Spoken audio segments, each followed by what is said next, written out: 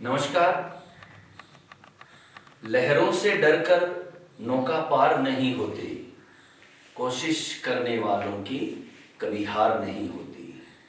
नन्ही चींटी जब दाना लेकर चढ़ती है, चढ़ती दीवारों पर 100 बार फिसलती है। मन का विश्वास रगों में साहस भरता है, चढ़कर गिरना गिरकर चढ़ना न अखरता है। आखिर उसकी मेहनत बेकार नहीं होती और कोशिश करने वालों की कभी हार नहीं होती। कल्प इंग्लिश एकेडमी के इस मंच पर मैं डॉक्टर मृत्युंजय कुमार पारिक सभी दर्शकों का हार्दिक स्वागत करता हूँ। कल्प के इस मंच पर हम एक नया सेगमेंट, एक नया आयाम जोड़ रहे हैं और वो आयाम ये है कि जो लोग, जो विद्यार्थी कल्प इंग्लिश एकेडमी से पढ़कर कई भर्तियों में, कई नौकरियों में जो चुने गए, हम उनकी सफलता की कहानी उन सफल लोगों की जुबानी सुनेंगे। और आज इसी मंच पर हमारे बीच पहले वो नगीने उपस्थित हैं, श्रीमान पंकज जी भोजक। 2016 में 2015 की भर्ती में 2016 में इनका आरपीएससी के फर्स्ट ग्रेड में इंग्लिश लेक्चरर के रूप में सिलेक्शन हुआ। कल्प इंग्लिश एकेडमी में हम इनका हार्दिक अभिनंदन और स्वागत करते हैं। पंकज जी, आपका कल्प के इस मंच पर बहुत बहुत अभिनंदन और बहुत बहुत स्वागत। देखिए, मेरा ऐसा मानना है कि अंग्रेजी भाषा हर किसी के समझ में न आने वाली है। सबसे पहले मैं आप ही से जानना चाहूंगा कि आपने इंग्लिश में ही अपना कैरियर क्यों चुनना चाहा? सर, बताना चाहेंगे आपको कि हमारे बड़े बुजुर्ग भी कहते हैं और हमेशा से ये कहते हुए सुना भी है, आपने भी, हमने सबने, कि इंसान कहीं किसी रास्ते पर चलता नहीं है। वक्त, भगवान का आशीर्वाद, ये सारी चीज़ें जोड़ते हैं तो हम देखते हैं कि कभी कभी अचंभा भी होता है कि इंसान उन राहों पर भी गुजर के पार हो जाता है जिस राह के बारे में, जिन रास्तों के बारे में इंसान ने सोचा ही नहीं था। तो पढ़ाई से तो वैसे कोई वास्ता हमेशा से है ही नहीं।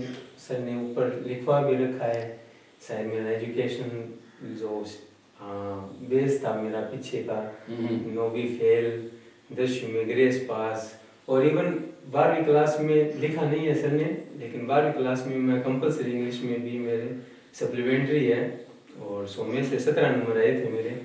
पढ़ने में थोड़ा मैं कमज़ोर ही था, पढ़ता नहीं था, ये कह सकते हो, पढ़ता नहीं था, कमज़ोर शायद हूँ या नहीं हूँ पता नहीं। लेकिन याद है मुझे अच्छे तरीके से कि 2008 में जब मैंने 12वीं पास की थी तो एक्चुअली में सच बताएं, ज़्यादा हाइपरबली ना हो जाइए, पढ़ाई छोड़ दी थी मैंने।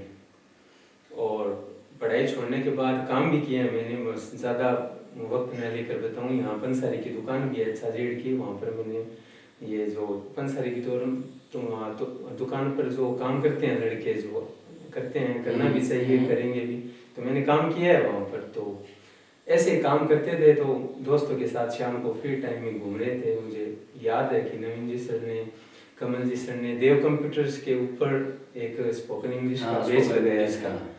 तो ऐसे ही घूम रहे थे तो बहुत सारी भीड़ उतर रही थी या जा रही थी, कभी जाना हुआ तो वहाँ चले गए, तो वहाँ बैठ गए। सर पढ़ा रहे थे, मुझे वो भी दिन याद भी है कैसे पढ़ाते थे कमल जी सर और नवीन जी सर। फिर ये धीरे धीरे क्लास से ज्वाइन करते रहे, थोड़ा थोड़ा इंग्लिश लगा कि कुछ ऐसी बातें भी हुई जो ज़्यादा डिटेल में बताएंगे तो ठीक नहीं रहेगा। तो ऐसा ही लगा मुझे कि शायद ये सब्जेक्ट ले लिया जाए तो शायद मैं पढ़ लूँगा। हालांकि मुझे डर भी था क्योंकि मैं सप्लीमेंट्री थी मेरे बारे में, और फिर उसी में हाथ डालना जिसमें आप नाकाम हो, फेल हो आप एक प्रकार से, क्योंकि पढ़नी भी तो नहीं आती थी इंग्लिश। तो सर से मिला मैं फर्स्ट ईयर में, नवीन जी सर से। मुझे याद है जब मैं वापस मैंने पढ़ाई सप्लीमेंट्री ऐसे ही मैंने पेपर दे दिया था, भगवान का शुक्र है पता नहीं कैसे मैं पास भी हो गया। 36 नंबर दे दिए गए होंगे, मैंने लिखा तो ऐसा कुछ नहीं था कि आ जाए, तो किसी भले इंसान ने दे दिए थे नंबर 36, मैं पास हो गया। फिर कॉलेज में एडमिशन लेने के लिए गया तो नवीन जी से मैंने कहा कि मैं कौन सा लूँ सब्जेक्ट, तो उन्होंने शायद वो स्पोकन इंग्लिश के बेस के अकॉर्डिंग शायद उस टाइम मुझे बोलना तो पढ़ना नहीं आता था, लेकिन पता नहीं भगवान का आशीर्वाद रहा, सर का आशीर्वाद रहा कि शायद एक कंपटीशन करवाया था उन्होंने बोलने के मामले में कि कौन अच्छी इंग्लिश बोलता है, तो वो बेस 3-3.5 महीने चला था। तो उस कंपटीशन में मुझे प्राइज़ मिला था, मतलब पढ़नी नहीं आती थी और फिर अचानक से प्राइज़ मिल गया। तो ये कहीं ना कहीं भगवान के एक इशारा था कि मुझे उस इंग्लिश में ही जाना है। तो नवीन जी से मैंने पूछा क्या करूं, तो उन्होंने कहा मैं हूँ, कमल जी सर है, कोई दिक्कत होगी तो हम आपके। उसके बाद आपने इंग्लिश की तैयारी के लिए क्या किया? 12वीं में आप कह रहे हैं कि आपके जैसे सप्लीमेंट्री आई, फिर सप्लीमेंट्री से 36 नंबर से आप पास हुए। 12वीं के बाद आपने ग्रेजुएशन में भी इंग्लिश लिटरेचर सब्जेक्ट लिया, उसके बाद में आपने इंग्लिश में एमए भी किया, फिर आरपीएससी की फर्स्ट ग्रेड के लिए इंग्लिश की तैयारी भी करी। तो आपने ऐसे क्या तैयारी करी, आपने ऐसा क्या अपना टाइम टेबल बनाया, आपने ऐसा क्या शेड्यूल बनाया कि जिस सब्जेक्ट में आप सबसे ज्यादा आप अपने आप को पिछड़ा हुआ मान रहे थे, उस सब्जेक्ट में ही आपने आगे जाकर जो है वो एक बहुत बड़ा मुकाम हासिल किया?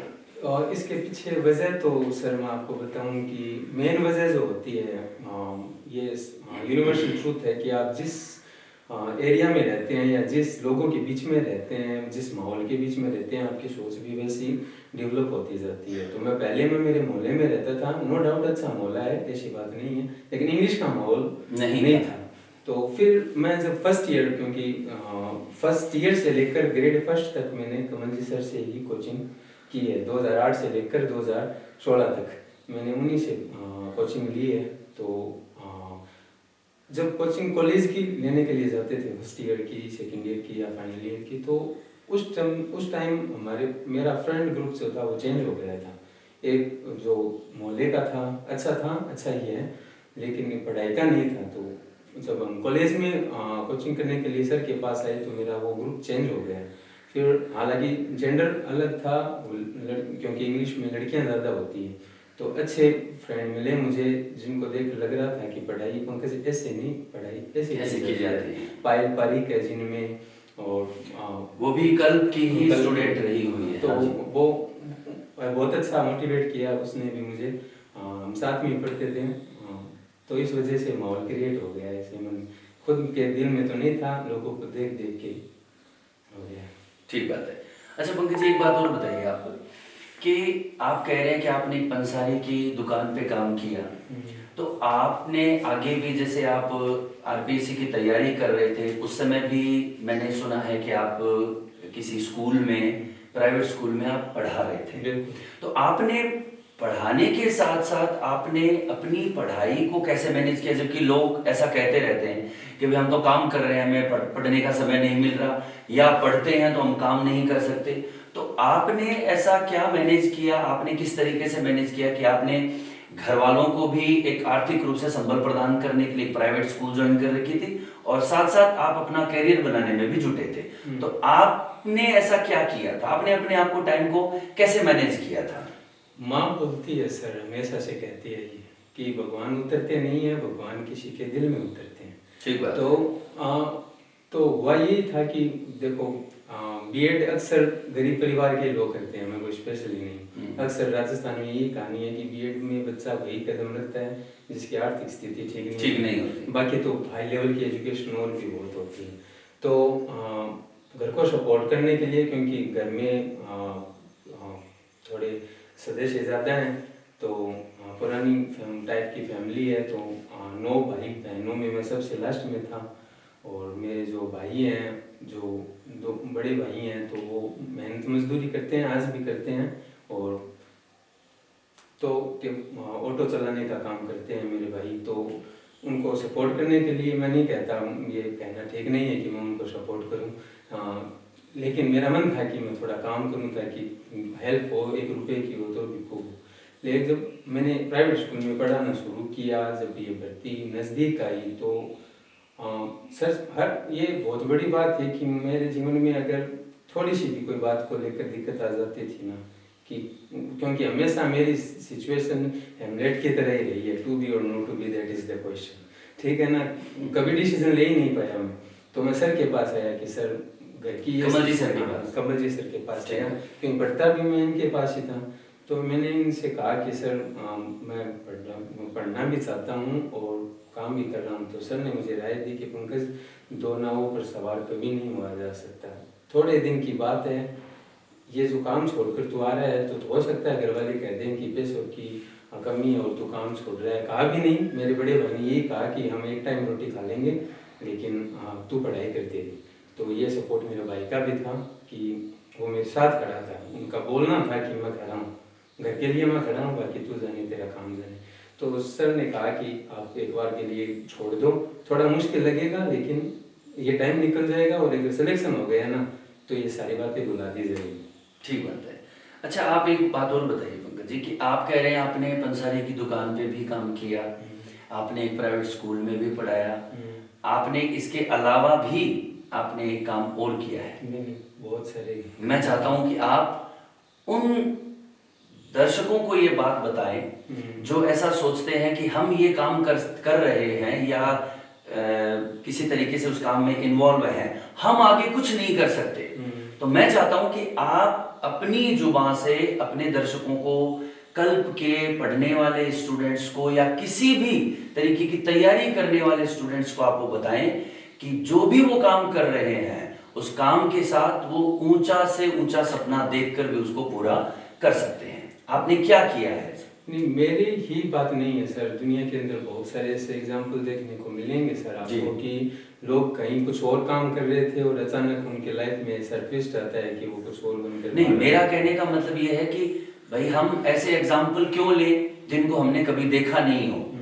मैं चाहता हूं कि जो दर्शक इस वीडियो को देखें वो ये देखें कि हम जिसको देख रहे हैं वो हमारे सामने प्रत्यक्षतः एक ऐसा एग्जाम्पल है जिन्होंने ये काम किया और उसके बाद में ये मुकाम हासिल किया। सर बहुत साल पुरानी बात हो गई, ऐसे तो हैंडीक्राफ्ट का काम सदार शहर में बहुत ज़्यादा चलता है, तो वहाँ पर भी मैं गया हूँ। वो रगड़ने का काम होता है ना, लकड़ी, तो मैं वहाँ पर गया था ना, तो सर 30-40 रुपए एक दिन के दिए और काम मुझे बहुत सारा करवाया। तो मुझे ऐसा फील हुआ कि पंकज ये तो अत्याचार ही है क्योंकि पूरे दिन इतने दिन काम करवाना और ये रुपए मिलना, ये जिंदगी चलाने का सलीका नहीं हो सकता। बिल्कुल, मैं दर्शकों को जो इस वीडियो को देख रहे हैं, मैं उनको ये बात एकदम पूरे विश्वास के साथ बताना चाहूंगा कि हम फिल्मों में ऐसे कैरेक्टर, बनावटी कैरेक्टर देखते हैं जो कहते हैं कि हमने ऐसा किया, रोड लाइट के नीचे बैठकर हमने पढ़ाई करी, चिमनी लालटेन से हमने पढ़ाई करी। ठीक है, हमने उनको नहीं देखा। हम ये दिखाना चाहते हैं कि हमारी कल्प इंग्लिश एकेडमी से ऐसे स्टूडेंट भी जुड़े हुए हैं जिनका एजुकेशनल बैकग्राउंड बिल्कुल भी नहीं रहा, फैमिली बैकग्राउंड भी फाइनेंशियली किसी तरीके से बहुत ज्यादा स्ट्रॉन्ग नहीं रहा, फिर भी उन्होंने एक बहुत बड़ा मुकाम उस सब्जेक्ट में हासिल किया जिस सब्जेक्ट से लोग दूर भागते हैं। पंकज जी, एक बात आपसे और पूछना चाहूंगा मैं कि कल्प इंग्लिश एकेडमी ज्वाइन करने से पहले इंग्लिश के बारे में आपके दिमाग में क्या था? जहां तक मैं समझ रहा हूं कि कोई भी सब्जेक्ट लेने से पहले उसकी कई भ्रांतियां, कई तरीके के पूर्वाग्रह से अपन ग्रसित होते हैं। एकेडमी ज्वाइन करने के बाद में, कल्प इंग्लिश एकेडमी ज्वाइन करने के बाद में आपके पूर्वाग्रह वो दूर हुए या नहीं? दूर हुए तो उनके लिए इंग्लिश एकेडमी ने, कल्प इंग्लिश एकेडमी ने ऐसे कौन से टूल यूज करे जिनकी वजह से आपको वो समाधान मिले, आप पूर्वाग्रह से दूर हुए? सर एक्चुअली में जब फर्स्ट ईयर की जब हम कोचिंग कर रहे थे, कल्प कोचिंग क्लासेस नामकरण बाद में हुआ है, बाकी ये बोधी ट्री नाम बाद में पढ़ा है, ये ट्री पुराने पहले से ही। ठीक है ना। तो फर्स्ट ईयर में जब हम पहली बार पढ़ने के लिए गए, कोचिंग पढ़ने के लिए, तो आप यकीन मानिए सर, वो रजिस्टर मेरे पास आज भी पड़ा है फर्स्ट ईयर का, कि सर इंग्लिश क्योंकि लिटरेचर की क्लास थी तो हिंदी बोलने का थोड़ा काम कम ही पड़ता था, मुझे एक्सरसाइज की स्पेलिंग नहीं आती थी, और जब लिखता था कुछ भी अगर गलत लिख रहा हूँ तो पास वाला दोस्त यही कहता था 12वीं में तो गया, फर्स्ट ईयर में और जाएगा तो। लेकिन विश्वास जो होता है ना, क्योंकि थोड़ी सी मैं घबराता हूँ सर, ठीक है ना, घबराहट होती है मुझे, क्योंकि शायद इतने बड़े हमेशा दबा हुआ रहा हूँ, तो आज भी दबा हुआ हूँ वैसे, तो कभी भी घबराहट हुई किसी बात को लेकर, सर मेरे सर नहीं है, मैं आपको बता दूं सर, हो सकता है कि आपको लगे कि एक टीचर स्टूडेंट का कोई रिश्ता होगा, हमारा रिश्ता वो नहीं है सर। मेरी छोटी सी छोटी बात अगर मेरे कुछ भी लाइफ में घटित हुई है, चाहे फैमिली मैटर को लेकर हुई हो, चाहे पर्सनल लाइफ को लेकर हुई हो, मैंने इनसे शेयर किया है, और भगवान की दया रही, जैसा माँ ने कहा है कि भगवान उतरते हैं, तो भगवान ही बोले इनके मुँह से, और इन्होंने मुझे संबल दिया। संबल देने का और हमेशा इनका यही कहना है कि पंकज, किसी भी को कोई गिरा हुआ है तो आप उसको उठा सकते हो, लेकिन आप उसको पकड़े हुए नहीं रख सकते। तो सर ने उठाया मुझे बहुत बार, डर भी लगा है सब्जेक्ट से, ऐसी बात नहीं है कि मुझे डर नहीं लगता, मुझे आज भी डर लगता है इस सब्जेक्ट से, लेकिन संबल मिला, ताकत मिली, सर हमेशा मेरे साथ थे, और भगवान जानता है कि इसका मतलब ये है कि कल्प एकेडमी में आपको सब्जेक्ट के साथ साथ मानसिक रूप से भी तैयार किया गया है। बिल्कुल, कि भाई आप जिस सब्जेक्ट को लेकर आप कल्प एकेडमी में आए हैं, कल्प इंग्लिश एकेडमी में आए हैं, वहां पर आपको सब्जेक्ट के साथ साथ मानसिक रूप से भी इस चीज के लिए तैयार किया जाता है कि आप हार नहीं माने, आप कम से कम एक प्रयास आप अपने मन से जरूर करें। इसमें दो बातें हैं सर जी। जैसे सर ने आया था, क्योंकि एक इंस्टीट्यूट था, तो जो फैकल्टी होती है उनको पैसे देने पड़ते हैं, सब पैसे के लिए ही होता है। तो मुझे याद है अच्छे तरीके से कि जब सबको ये कहा गया कि कल अगर आपकी फीस जमा होती है तो आप आ जाएं, जिनको देना है, जो नहीं दे पाते हैं तो सॉरी बोल सकते हैं, आप नहीं आएंगे। तो मुझे याद है, मैंने सर से थोड़े आंसू भी आ गए थे उस दिन, सर को याद भी होगा कि सर आप चाहे मुझे मना कर सकते हो कि कोचिंग में आया, लेकिन मेरे पास पैसे देने को नहीं, 16,000 रुपये मेरे पास नहीं है, और अभी भी नहीं दिए सर, ठीक है ना, और मैं दूंगा भी नहीं, क्योंकि वो एक अनमोल दया है, वो चुकाया नहीं जा सकता। मैंने अगर दे दिए तो वो उतर जाएगा, बात नहीं रहेगी, इसलिए मैं दूंगा भी नहीं। ठीक है। तो एक तो वो बात है, और दूसरी बात कि जब जीके की हम तैयारी करने आए थे, जब तैयारी कर रहे थे, तो किसने कहा था मुझे याद नहीं है कि there is no use of running fast on wrong track, गलत रास्ते पर तेज दौड़ने का भी कोई फायदा नहीं है। तो मैं तैयारी तो पहले से भी कर रहा था, लेकिन हर किताबें पढ़ लेना, वो किताबें पढ़ लेना, अतिशयोक्ति होगी कहने में, लेकिन मैंने जब कोचिंग शुरू की पढ़ना, तो मुझे जिले भी पता नहीं थे राजस्थान में कितने थे। तो पालीवाल जी सर थे, उन्होंने बहुत शानदार पढ़ाया, बड़े दोस्ताना व्यवहार से पढ़ाया, जैसे कोई अपना ही पढ़ा रहा है जी। तो जीके अच्छा तैयार करवाया, नो डाउट। मैं ये नहीं कर रहा मैं होशियार हो गया था, लेकिन मैं मेरे लेवल से बहुत ऊपर आ गया था। जीके का पेपर मेरा बहुत खराब हो गया था सर, वही 3rd डिवीजन मेरे तैयार थी, फिर वापस जैसे हमेशा मेरे 8वीं 10वीं 12वीं में आती रही। 3rd डिवीजन ही थी मेरे लिए, फर्स्ट ग्रेड का पहला पेपर ही 3rd डिवीजन लेके आया, 33% नंबर आया। लेकिन ये बहुत अच्छी बात है कि आप जैसा कह रहे हैं कि आपके 8वीं 9वीं 10वीं 12वीं में 3rd डिवीजन आती रही, लेकिन आरपीएससी ने जो फर्स्ट ग्रेड का एग्जाम कंडक्ट करवाया उसमें आपने 206 नंबर रैंक आपने हासिल कर। इसके पीछे वजह थी सर, फर्स्ट पेपर में 33% हुए, शायद 75% की 33% हुए, तो मैं सर के पास उदास होके आया कि सर मेरा तो नहीं होगा। तो उन्होंने, वो शब्द बड़े होते हैं सर, वो नजाकत अलग होती है, वो वक्त अलग होता है, उन शब्दों की अहमियत उस टाइम अलग होती है। तो वो शब्द मुझे आज भी कानों में गुजरते हैं। उनके 24% आए हैं, मैं कहा सर अभी तेरे पास ब्रह्मास्त्र बाकी है सब्जेक्ट का। मैं कहा सर कैसे हो सकता है ये पॉसिबल, 120 आ जाएंगे, 125 आ जाएंगे। भगवान का शुक्र, आज जब इन्होंने पेपर चेक किया तो पूरे पेपर में 3% ही गलत हुए थे। उसमें कितने नंबर बने थे आपके? शायद मैंने 143 क्वेश्चन अटेम्प्ट किए थे, तो उसमें से 3% गलत हुए थे। मुझे याद नहीं है कंफर्म, इतना याद है कि परसेंट 3 ही गलत हुए थे। बहुत बढ़िया। तो पंकज जी, अब अंत में आप हमारे दर्शकों को ये बताएं कि जो तैयारी कर रहे हैं कल्प इंग्लिश एकेडमी उनकी किस तरीके से मदद कर सकती है? किस तरीके से कल्प इंग्लिश एकेडमी का स्टडी मटेरियल उनकी हेल्प कर सकता है इंग्लिश की तैयारी करने के लिए? देखो, सरदार शहर की अगर हम बात करें जी, तो गढ़ माना जाता है। बिल्कुल। दो या तीन स्तंभ है यहाँ सरदार शहर में इंग्लिश के। तो नो डाउट आपके पास रास्ता ही नहीं है, ठीक है ना। या तो आप बाहर जाइए, बाहर जाने को देखो मेरी सही सिचुएशन है कहो, और चाहे वक्त ने भेजा नहीं गया हो, वो अलग वजह हो सकती है।